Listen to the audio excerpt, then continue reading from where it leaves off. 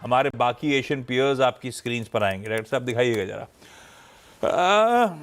मिला जुला सा रुझान है आज के दिन हमारे एशियन पीयर्स का। जहां तक यूएस के हैंडओवर की बात है, जब फ्राइडे को 3:30 बजे हम समाप्त कर रहे थे सेशन को, बिल्कुल फ्लैट थे यूएस के फ्यूचर्स, नाम मात्र की लाल टिक थी 2.3 पॉइंट टाइप्स। उसके सामने एक्चुअल सेशन भी वैसे ही फ्लैट सा था। आज सुबह के फ्यूचर्स वैसे ही फ्लैट से हैं, तो मूड ग्लोबली कंसोलिडेशन का कंटिन्यू कर रहा है भाई साहब।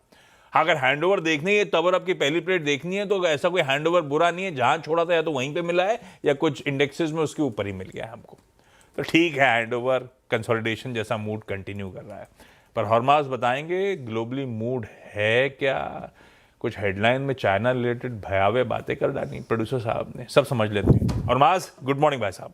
गुड मॉर्निंग आशीष। पहले बाजार के तो नाम मात्र का प्राइस एक्शन था फ्राइडे को, लेकिन दो बड़ी बातें ओवर द वीकेंड और इस वक्त निकली है। पहले तो चांदी की बात कर लूं। ठीक है।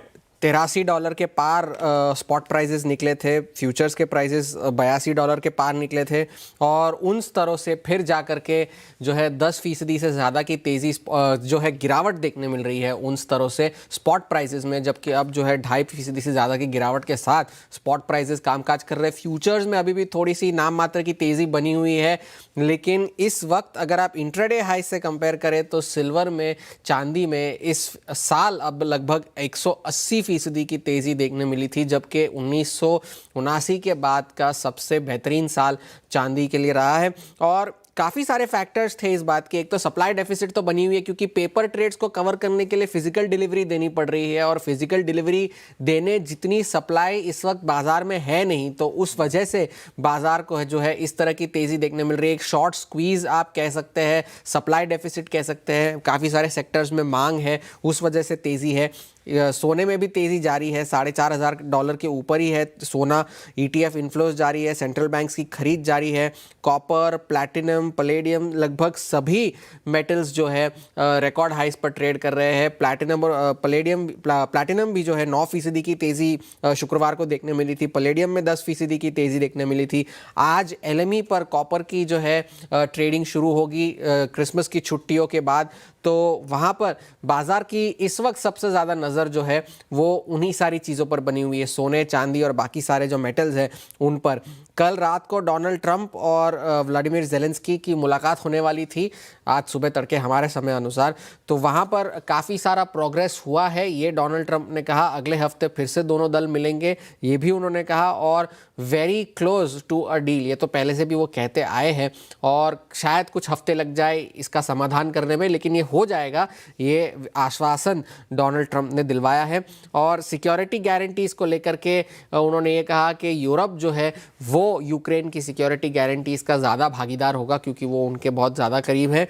और पुतिन के साथ भी उनके good and productive phone call हुए ज़ेलेंस्की से मुलाकात से पहले, ये डोनाल्ड ट्रंप ने कहा। ज़ेलेंस्की से जब पूछा गया तो उन्होंने कहा कि सभी शांति फ्रेमवर्क के जितने भी सारे एस्पेक्ट्स थे सभी पे चर्चा हुई।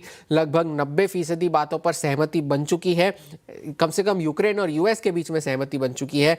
और प्रॉस्पेरिटी प्लान जो है, किस तरह से यूक्रेन को दोबारा खड़ा किया जाएगा, उस पर अभी भी चर्चा जारी है।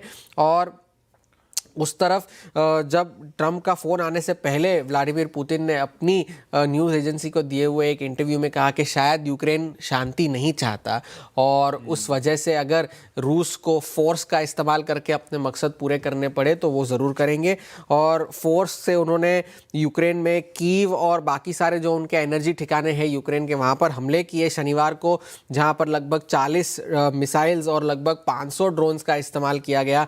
ये रूस की तरफ से हमला किया गया था ओवर द वीकेंड। इस वक्त कोई इस हफ्ते कोई बड़ा ट्रिगर है नहीं बाजार के लिए। कल फेड के मिनट्स रिलीज़ हो रहे हैं, बुधवार को जॉबलेस क्लेम्स रिलीज़ होने हैं, और फिर तो गुरुवार को छुट्टी होगी, शुक्रवार को भी कोई बड़ा डेटा आना नहीं है। तो ये हफ्ता डेटा पॉइंट्स के लिहाज से थोड़ा ठंडा है। अगले हफ्ते से फिर जब अर्निंग शुरू होंगी, सेल्स के डेटा आएंगे, जॉब्स रिपोर्ट आएगा, तब वहाँ पे ज़्यादा एक्शन बढ़ेगा। लेकिन फिलहाल बाजार की नज़र सोने, चांदी और बाकी सारे मेटल्स पे बनी हुई है। कुछ ना कुछ इंटरेस्टिंग हो ही जाता है। तो सोना, चांदी, मेटल्स इस समय हाईलाइट हैं। जहाँ तक इक्विटीज की बात है, बहुत ज़्यादा बदलाव नहीं, लार्जली कंसोलिडेशन का मूड फ्राइडे एक्चुअल सेशन में। आज सुबह मंडे के फ्यूचर्स भी वही मूड बयां करते हुए।